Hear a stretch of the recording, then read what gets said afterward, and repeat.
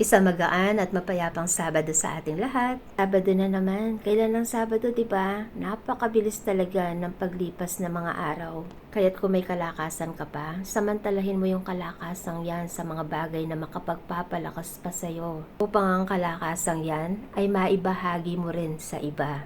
Imbis na tumingin tayo sa ating mga kahinaan, magpalakasan tayo sa bawat isa. Yun lang naman ang importante sa buhay. Mas masaya ang buhay na masaya na may napapasaya, hindi ba?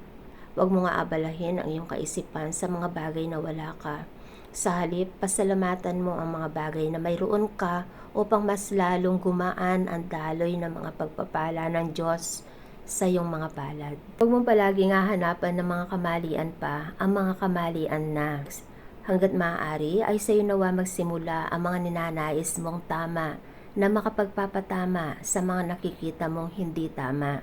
Pero hindi naman sa lahat ng panahon ay laging nakaayon sa ating mga mata ang mga bagay na gusto nating makita.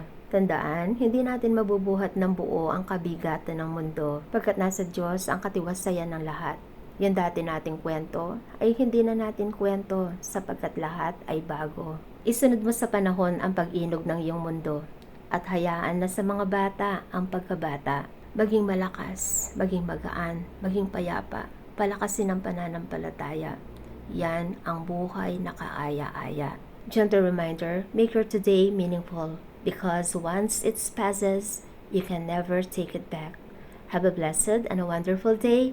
God bless you!